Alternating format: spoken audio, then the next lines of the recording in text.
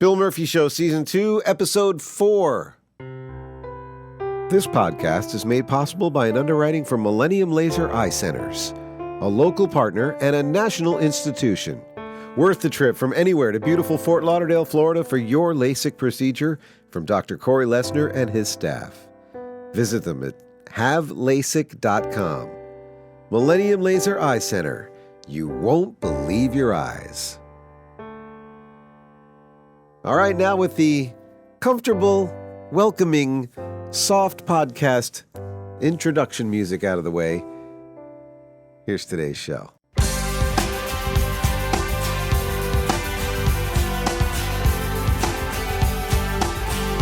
It's the Bill Murphy Show, featuring people from all walks of life, the best in the business, from behind the scenes and on the stage. Available by subscription for free on iTunes and at BillMurphyShow.com. Brought to you by you. If you'd like to become part of the show, drop me an email at murph@BillMurphyShow.com. We can make your business a presenting sponsor, become partners, and be heard worldwide together. And now, here's your host, Bill Murphy. With Season 2, Episode 4, and a very special encore presentation on the Bill Murphy Show today. Before we get into it, though, we want to acknowledge everything working fine, checking out good so far, as we've reached other services, including TuneIn anytime now. We should be showing up on that TuneIn app if you have that under podcasts. Pod directory, that's pod with two, it's PODDIRECTORY.com. Podbean, Podcatcher, we're on Spreaker, of course, iTunes. You can subscribe on iTunes, and the cool thing is you can, whatever device you're downloading from iTunes on, you can set it up to not automatically download. That way you don't have to worry about storage space. Just listen to new episodes as you like. And even easier than that is just getting the BillMurphyShow.com webpage on your phone, save it to your home screen. It works just like an app. Pop on there, check and see if there's a new episode once in a while, and listen when you like. Go to Bluetooth and you're off and running, listening to a podcast. It's the thing that everybody's doing now. Almost as easy to listen to as the radio. And we appreciate you continuing to tell all your friends about it and helping us to spread the word around for this new phase, new era of the Bill Murphy Show. Oh, and if you want to be a guest or if you know somebody who just absolutely has to be on the show, get in touch with me at murph@BillMurphyShow.com. A friend of mine named Ernie a long time ago shared a YouTube video with me on Facebook, like you do. One morning when I was just scrolling through with coffee, and I was like, check this guy out and check this guitar out. So I watched the YouTube video, and I was just fascinated and completely blown away by an amazing piece of music that literally moved me. It's sad, it's joyous, it's miraculous, it's amazing. And then when you put together the fact that the guy is playing all of those parts at one time by himself on a guitar that he built by himself, the story just becomes more and more fascinating. Then I get in touch with him, I email him, invite him to be on the show. He responds and is willing to get on the show. And I swear, as you'll hear in this encore presentation, we become friends throughout the course of the interview. Keith Medley, an amazing person, amazing talent, an amazing craftsman, and just the piece of music that you're going to hear. You're going to have to wait a little while for it. It kicks in about 13, 14 minutes into the show, but it's worth the wait because the story that Keith tells from growing up in Kentucky and Tennessee and learning how to build and then becoming a luthier, but also a guitar player at the same time, and how he puts it all together. It's a fascinating story. A true American slice of life. And it's a slice of life that we're very proud to have had a chance to present on the show. And it was 5 years ago, and you may be new to the show now, and so we want to make sure you're catching the best of what's out there of what we did first time around. So here we go, back to August 2011, when Keith Medley appeared in an episode we called The Guitar That Music Built. Keith Medley joins me today from Tennessee, pretty close to the Nashville or Knoxville area there, Keith? Yeah, just right north of Nashville, about 25 or 30 minutes, up toward Kentucky, yeah. Well, it's great to meet you, and I really appreciate you taking the time to share your music with me, and we're going to really get into it. I want to start right off the bat by telling you how touched I was by this performance I saw of this song, Ancestors, and we're going to play it here shortly. But before we do, let's get into this. Describe that guitar, and I guess the first question I have for you is, do you have a special name for that guitar? Have you named it? Well, quite frankly, I haven't. I've been asked that a lot. What do you call it? And of course, it's been labeled a harp guitar simply because there's some strings on there that don't have a fretboard underneath of it. Right. But as far as having an official name for it, I've heard everything from Yahedra to Titan to every sort of WWF name that you could give to somebody has been applied to this thing. I was thinking more along the line of a pet name, like a name that you've given it personally. Like, I know it's your baby, and I didn't know if you'd named it. I guess I'm just being a little silly there. But oh, no. Actually, I just kind of call it Little Brother. All right, there you go. Yeah, I just got to call it Little Brother, for lack of a better term. We've spent a lot of time together here since I took it out from under the knife there. So we've been kind of hanging out a lot here. After I get all the kids in bed and right. Mom settled in and all that, then I'll come down and then spend the evening. Now, to say that it's a hobby of yours that you put this thing together would be quite an understatement. I know it's much more than a hobby. You're quite the skilled craftsman, and I guess I should have explained right off the bat that not only are you playing it so masterfully, but you've built this thing, and I'm sure that this is a product of all of your craftsmanship over the years, kind of culminating with this fantastic instrument. How did it come to be that you thought of putting this thing together? Did you kind of picture playing different parts at once and how that would lay out on a guitar board, and get into the details on how the inspiration came? Well, you're right. The music drives it. I've been playing guitar all my life, and the odd thing, I grew up in a family. My mom's side played music. My dad was a craftsman. He didn't play music. He could whistle Johnny Cash, but that was about it. And so he, and his name was Medley. Go figure. So this is really not a stage name. It's actually from my dad. So. Oh, you've already gone ahead and answered one of my questions, because I found it very hard to believe that was your real name. Yeah, I get that too, and I have this conversation a lot. Yeah, so what's your real name? No, that's my real name. It's like being a wearman and having your name be Sunny Skies or something like that, right? That's it. Yeah, but it started, and by playing all my life and all that, and one of the key things is when I was a kid, I'd brought my guitar to somebody to fix when I was a teenager, and when I got it back, it was trashed. So, wow. I grew up with Dad being a craftsman, so I learned how to use hand tools at a very early age. And matter of fact, some power tools at probably a much earlier age than I would ever dare let my son or encourage anybody else to do their son. But I had developed a knack for all of that stuff, and so it kind of came together. Growing up in the 60s and 70s, actually, more so in my teenage years in the 70s, and got turned on to Jimmy Page, the double neck guitar, and all of that. So that kind of gave me the first imagery of it. Up until that point, I had never seen anything other than just your typical like Irish harp or orchestra harp or something like that. But I thought, that is too cool. And I got to play one in a music store one time, and I thought, I can only play one at a time. Right. And but I still thought, well, maybe I could figure something out. So the first drawing of this thing, like in 1977 or 78, I've actually got the original drawing. I got it posted on my blog, and what it turned out to be was a four-neck beast with a harp on the upper bout, with about 16 or so strings on it, just kind of, like a Cupid sort of thing. Okay. And, But the more I thought about it, by the time the 70s rolled or the 80s rolled around, it was I had drawn 2 or 3 different drafts of it and was hearing music, but I really wasn't resolving the design in music. So it wasn't until probably 1981, 80 or 81, there's this guy named Michael Hedges that showed up to me. And I saw, before I ever heard his music, I saw this picture, and he was playing this, what they would call a harp guitar, which is, it was built in the 20s by a company named Larson Brothers, and under the name Dyer. And so it had 5 or 6 bass strings on it, on an acoustic, with an extending box that went up on the bass side. And I thought, hey, that's it. That's kind of the direction that I kind of wanted to go in. And I never saw another harp type of guitar until a few years later. Just a few years later, I had saw an old Gibson from 100 years ago. The problem I had with it was that the one that I saw actually had a harp on top of the 6-string, and it looked like 2 instruments, and that wasn't where I wanted to go. I see. But in that debate, I thought, really all I want to do, I just want to take the guitar that I'm familiar with, and I want to expand it on either side. Take the little string, play on the little string and on the regular fretboard, and pull out the scale all the way up and assign it a string. But I wanted to leave enough room so it doesn't get in the way of my normal playing. I Right. can still get to my 22 frets. The same thing with the 9 bass strings on the top of it was I used my thumb a lot, so I had to lay this thing out to where I could clear with my thumb, but still down here where I'm playing, there wouldn't be much of a transition in spacing between all the strings. I see. So it was more a conceptual thing. And then as it went on, I had problems to solve.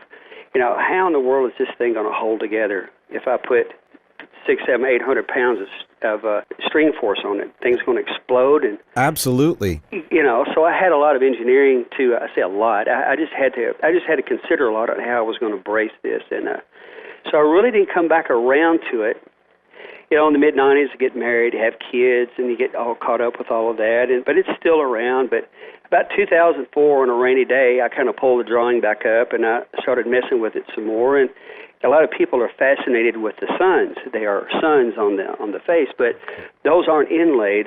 Those are actually sitting on top. They're like a 3D sun, for lack of a better way. Okay. But they turn, and the points of the flames of the sun reference strings for me. Oh, wow. And so I used that to learn how to play it. Sort of. So it's more functional than just decorative. Then. Yes, there's the whole thing about design for me is function. If it doesn't have a function, then you have a wall hanger. Yeah. And or in this case, a birdhouse condominium. I'm going to get some function out of it one way or the other. Oh, it's like a birdhouse deluxe hotel with all kinds of different entrances in there. That's amazing. Yeah, it has all kind of, from an owl to a sparrow. Sure. That's the rough of the concept and development of the instrument there. It's just, we joke around a little bit, but it's just an amazing piece of craftsmanship, just pure art. Now, it amazes me that you can be, it seems, equally as skilled as playing the thing as putting it together. Usually the two people aren't one and the same. Usually the craftsmen are building things for the players. You have just got art running through your blood, I suppose, from all different directions. It's got to be an amazing thing to, cover different facets of art. Well, quite honest with you, I'm just kind of scratching itches. Yeah. I'm just kind of following. And you're right. I was surprised the more I had gotten into building over the past 30 years was to find that a lot of the guys that play, a lot of the guys that build don't play, right. and players don't build, and there's a reason for that. The guys that play don't want to get their hands anywhere near a chisel or a saw or anything like that. Well, that's the obvious reason, right, that I was going to get to. You must have had to been extra careful working with those power tools. Well, Dad told it to me this way when he caught me the first time running the table saw when I was probably 12 years old. I had always stood on the other side of the table saw. We were building our house, and we were building cabinets and all that, and what he would do, he would run the wood through the table saw, and I would catch. But the whole time he would be saying, now, son, now listen, when you get that piece of board up there, you push it up against the fence, you take your push stick, and you run it through. So he was always talking to me, and, of course, I'm standing there catching going, yeah, Dad, okay. Right. But then one day while he was in the house, I was sitting outside there, and I'm going to cut something, and I wasn't even tall enough to even get up to the table enough to push anything through. Well, I got busted. Here he comes. I've already got the saw on, already got an adrenaline rush from pushing my first piece through, and he reaches down and he cuts off the saw, and he looks at me, and he's got this scowl. He was a gruff man anyway, and he says, boy, I'm just going to tell you one thing. There ain't no large demand for one-handed guitar players. Oh, wow. And then he stoops down and he turns the saw back on and he walks off. That's very well put by him, and obviously you've taken great caution since then. Well, that gave me permission, and it gave me permission from him, and he could have chewed me out, and it would have been over probably right there. Right. But he encouraged, and of course I turned the saw off. I was too shook up to do anything after that, But anyway, but that really hit home, and probably by being all freaked out by getting busted, it probably settled in a little bit. Yep. Now I've had some close calls, mind you. I have, but I'm really aware of my surroundings. One of the true special moments of the Bill Murphy Show, August 2011, Keith Medley, his creation, both the guitar and the song. This is Ancestors, Music Friday.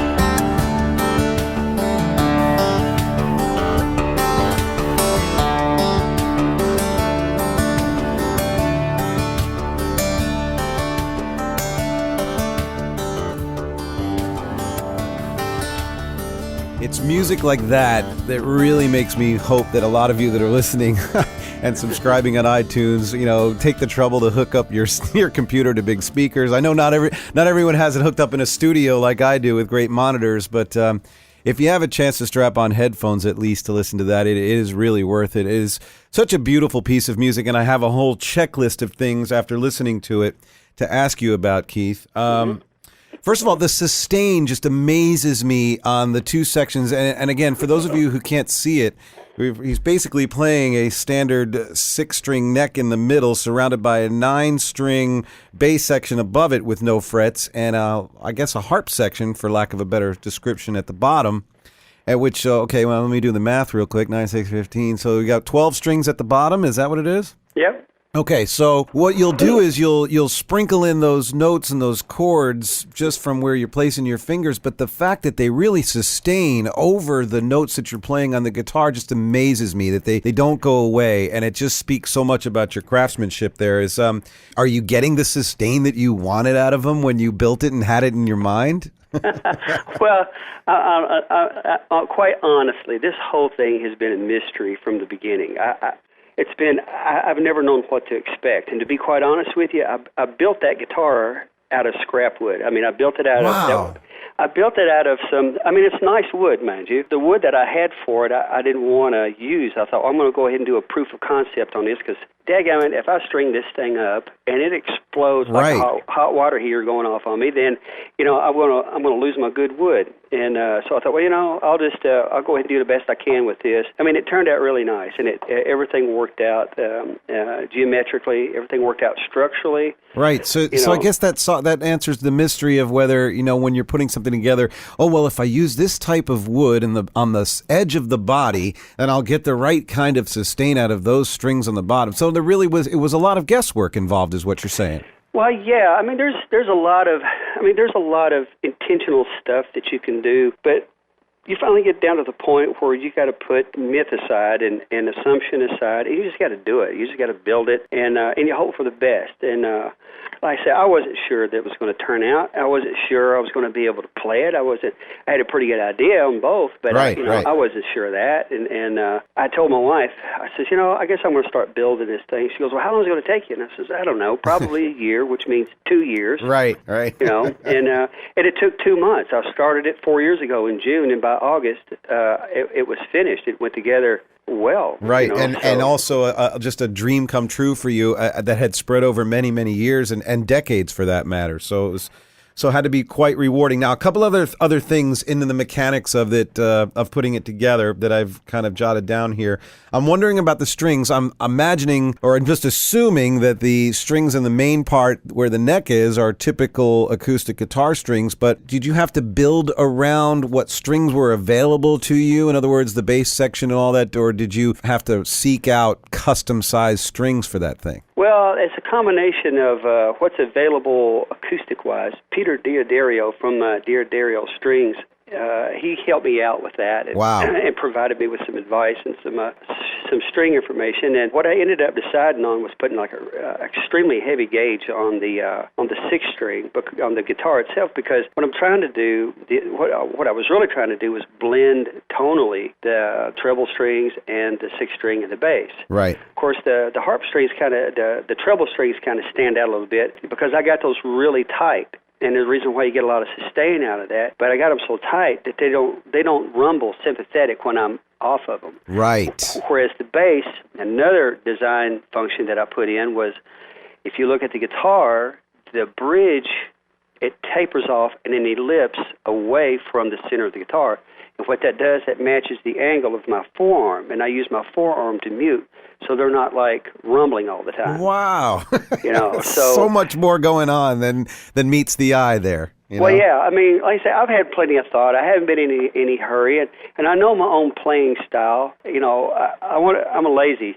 I don't want to have to learn too much of a learning curve. So I kind of hedge my bets and I figured out the radius between my elbow joint as far as my fingers. That's actually where I started. Like, the automakers start with your butt in a car seat and build its way out. True. I started from my elbow and my picking hand. I figured out the radius of my forearm and to where my hands are. So I took that across the sixth string and extended that arc across both sets of strings on either side. Right. And started there, and then just worked my way out. And again, not to make too much of a joke out of it, but those bass strings come up so high on the guitar, you got to watch the length of your hair every once in a while to make sure it doesn't get in there on the strings too, right?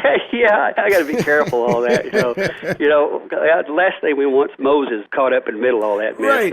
Right. One other thing too about the recording now, it's such a beautiful sound, and I know that the guitar, 90% of what we're hearing there is just the beautiful sound of the guitar and the room you were in and the size of that soundboard of that guitar, because it really makes the sound of the main acoustic part just sound even more rich than a typical. But what else is going on there? Let's be honest. How much processing is going on in that recording? In the video, there's just a simple, I guess, Neumann mic in front of you or something like that. And is there any other strange processing going on there to enhance the sound, or is that pretty natural? Well, actually, on the Ancestors video, John shot that in a friend of ours' business with all the lights out and all that, and that. We recorded that in the studio. The video was pretty much an afterthought, but I've got this stuff composed because I play with the track, so I play it the same way every single time I play it. Chuck Butler is the guy who engineered and helped me to produce that. So all we did, I've got 3 preamps in there, one for each section of the guitar, and then we put a mic in front of it. And, I see. So that way that way for a studio that we can balance. And when I play it live, I've got those 3 channels coming out, and so I can balance it on the mixer. I had no idea there was even any electronics in that thing too. So it's even more complicated than I thought. Oh yeah, no, I've got 3 separate preamps in there to help because of all the bracing and the many strings across it and all that. The harp strings are really loud. I mean, they're louder than the rest of it. So I had to be careful with my touch. My touch has to change whenever I come over on it to keep the dynamic even. But all we really did on the recording, it was done on a Mac, Right. And it wasn't like a big console or anything like that. It was done on Logic and a little bit of Pro Tools. But no, I told Chuck, I says, really what I want to do, I don't want to overdub into the guitar because I want to be able to play this live and pull it off. Right. And so good for you, by the way. Good for you for doing that. Yeah. What's the point? I mean, I'm not trying to trick anybody, right? Yeah. No. Shoot. No. So the whole thing is to play it live, and we had actually recorded this thing without tracks.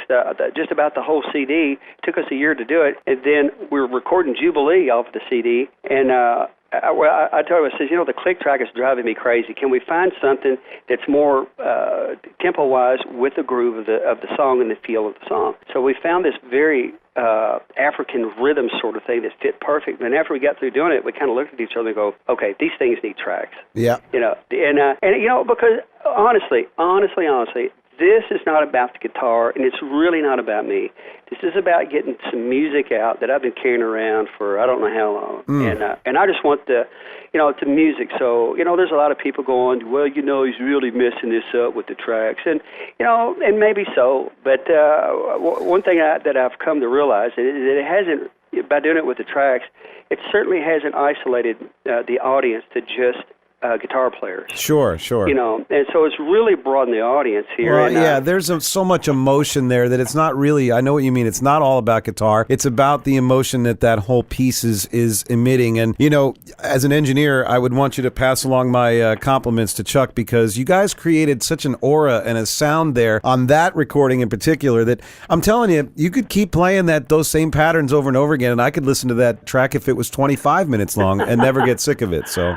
Well, I appreciate that. There was an Indian up in southwestern Canada that he emailed me, and he told me that he plays this song and he dances with his ancestors. He's an older fella. Wow. He was just real appreciative of the music, and it was that to me means more to me than and not to say that I diss it or anything, but it means more to me, like I say, even than the guitar itself. Sure. The music is the point. I also want to take a few minutes for you to talk about that area of the country that you live in.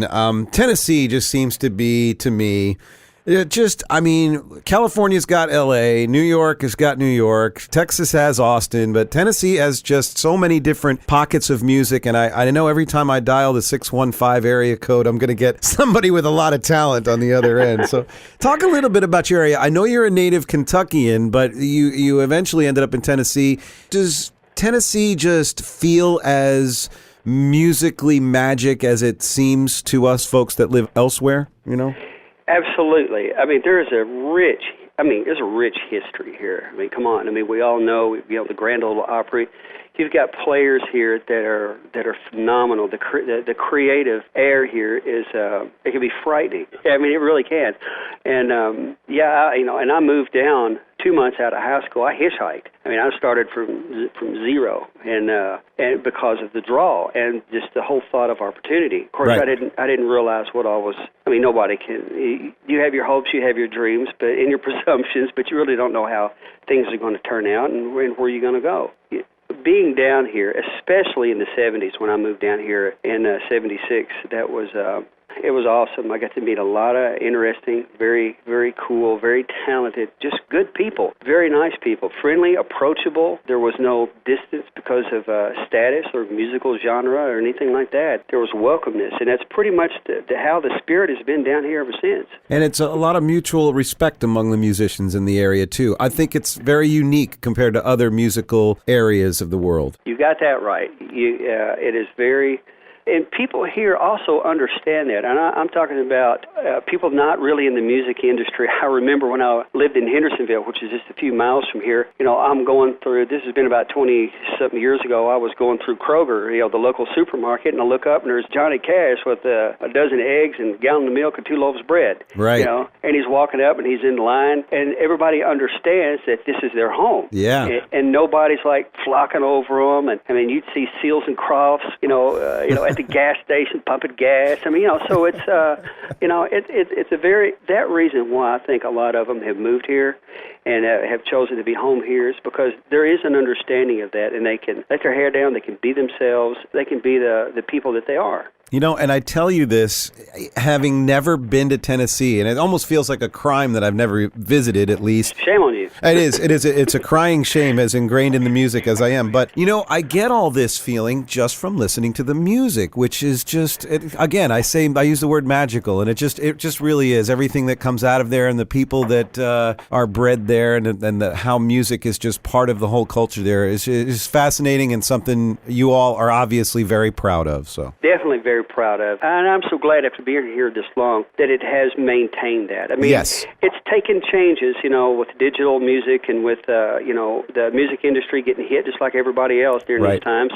But there's still, the heart of this place has not changed at all. Well, I'm coming very soon. I have to make a point to get up there and visit because, I mean, just the museums alone, just to make those stops. Yeah, you got to. Let's get into another piece of your music now. You dug up some tradition here with this Norwegian piece from that Peer Gynt Norwegian play, I suppose, called Hall of the Mountain King. I don't even know if I'm saying that right, but yeah. You took this traditional piece and made it your own. Talk a little bit about this before we play it. Hall of the Mountain King.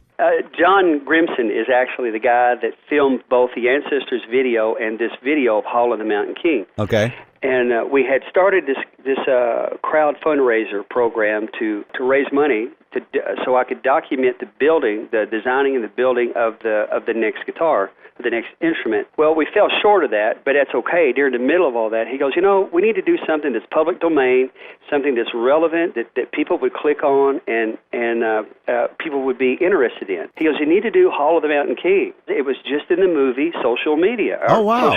It was in social media, and so we can tag it. And I says, man, I don't want to sit down and learn this thing.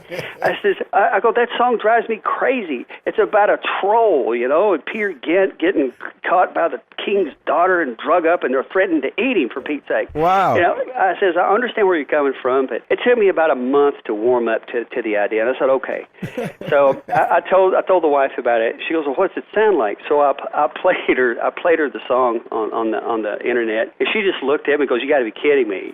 Now, I'm sure all you had to do was play the first few notes because everybody recognizes it instantly. Well, yeah, but look, after I'm sitting down here and I'm playing it, when I learn something, what I'll do is that I'll listen to it and have it in my head before I ever pick up the guitar. Right. And so I'm having to listen to this thing, going to work, coming back, and my wife, she's going crazy. She goes, when are you going to learn this thing? You're driving me crazy with this thing. It sticks in my head, and and it makes you want to just like rip off your shirt and run through the streets screaming. That's very funny.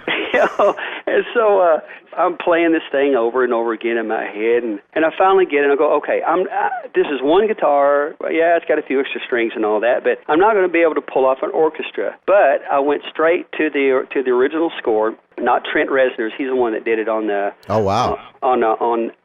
social network, media. right? Yeah. Social network. So I sat down here and I started working it out piece by piece and try to make it interesting. And at the same time, try to stay true to the piece. And the thing is, it would go from 110 beats a minute to like 280 before it was over with. Well, wow. there's no way I'm going to do that. Right. But I am going to speed it up in key places and keep the flavor of the song. And so I just kept working with it until we got to that point. And another thing it does is it kind of showcases a slightly different way the guitar can be playing. In other words, there's melody going on in those bass strings as opposed to just, sustained notes. And so it's a little bit of a different style going on in the playing of this one. So let's take a listen to it. It's Hall of the Mountain King. It's Keith Medley on the show today. And it's fascinating to learn that the agenda for putting this together was to capitalize on social networking tricks. Great stuff here. Check it out. We'll talk more about it on the other side of this. Keith Medley.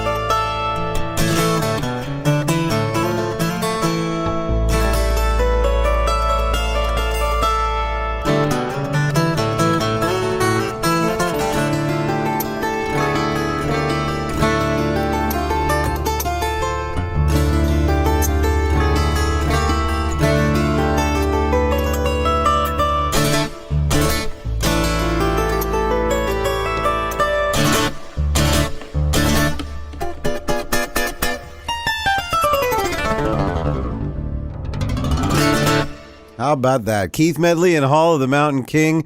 You maintain just enough of the traditional arrangement of that, and then, like you said, sped it up in bits and pieces, but and still stuck to. I think what I read about that is that the original piece was just under 3 minutes, just like yours is. So yes, you kept about the same time on it. So. Yeah, I think mine's just a little bit longer because they got in a hurry toward the end of it there and got on out of it. Now, as I hear that last part there where you come across all of the strings in all three sections of the guitar, it makes me wonder whether you had to use different tuning for different pieces, or do you have that thing tuned the same way for all your songs? No, you're right. I had to change. I'll change tuning. I had to find the right balance of notes.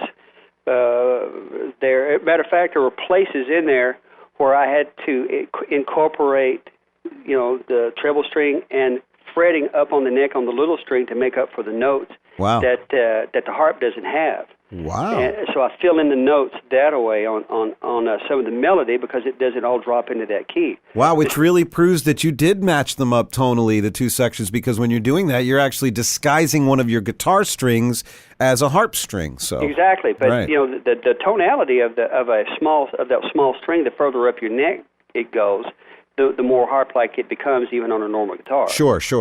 And so that allowed me to get by with that.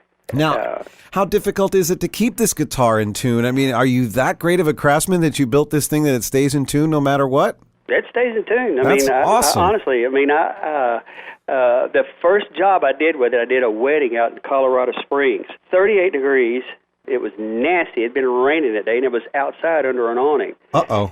So I thought, oh, man, this is going to be interesting. Oh, what the heck. Fortunately, I'm a repairman.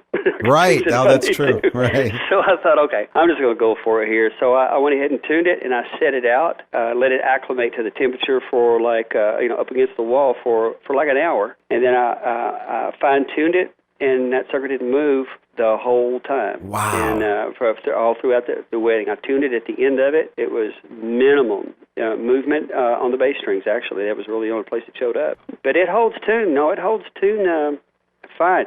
The Hall of the Mountain King, the sixth string is tuned Dadgad. On Ancestors, it's Dadgac. Ah, okay. D-A-G-D-A-C. Okay. Yeah, so, there are different tunings that I use. There's a tune I just recorded. It's on YouTube. It's called Emperor's Tear, which is in standard tuning. Oh, wow. Okay. And, and then I got this real Oriental harmonic thing kind of going on for it, but I use standard tuning to pull that off. Wow, it's fascinating stuff. Keith Medley, I really appreciate you taking the time to share all this with us. Now, folks, now that you've heard the tunes and you've heard his words, I encourage you to go to that YouTube channel and see this guitar in action. You'll hear the same tracks we did and then some, and get the visual on it. Is it indeed a one-of-a-kind, or are you going to construct another one, a replica, or are there manufacturers trying to get you to mass-produce them at this point? Well, I get folks, they're wanting one, but I built this for me. Right. And I built it to play, and there are harp guitars out there. They have been for 100 or so years. They've been around a long time. But I designed this one for me to play. There's not a one of them out there that I could play like I could get around on it like I get around on this one. Sure. But that was a reason for that. I wanted specific notes. I'm a guitar player, so it goes all the way up to notes like what a regular 22-fret guitar would be. Okay. And give me a range back. So it really wasn't about the amount of strings. If it was less to do it, I would have done it less. If it was more, I would have done it more. Right. But 27, is where it's kind of where it landed. And the CD, you can hear like the different tunes, and you can hear the different ambience. There's one tune on there that's very Middle Eastern. So I copped this very Middle Eastern tune that I put out on the harp. And so it changes the whole color of the thing. Wow. And so if you hit the YouTube, there's a website link there. You can go out. They can go out on the website and your website is keithmedleymusic.com, correct? Mm-hmm, that's right. And then people can buy the CD there. They can buy the CD there or downloads at iTunes or Amazon, all that. All the usual suspects. Beautiful. All the usual suspects, yeah. Again, thanks so much for taking the time to talk to us from White House, Tennessee, right? That's where you are? Absolutely, yeah. Thanks for having me, Bill. Keith Medley, in his appearance from August 2011, one of the more memorable moments from the Bill Murphy Show. What is Keith up to and where is he now? As far as we can tell, at keithmedleymusic.com, a very cool website to visit where you can hear more of his music and learn more about his craftsmanship and his skills as a luthier. On Twitter at JK_Medley. The latest tweet we saw was from July 9th of this year, 2016. Great photography there on his Twitter page as well. And preliminary photos of two new projects in the making, an electric cello and a long-scale 5-string bass. Again, you can keep up to date with Keith Medley at keithmedleymusic.com. And thanks again to Keith for giving us a show and music so worthy of an encore presentation. More music shows coming up. We're going to talk to cops. We're going to talk to teachers. We're going to talk to maybe you. Get in touch with me at murph@billmurphyshow.com. Subscribe to the Bill Murphy Show podcast for free at iTunes.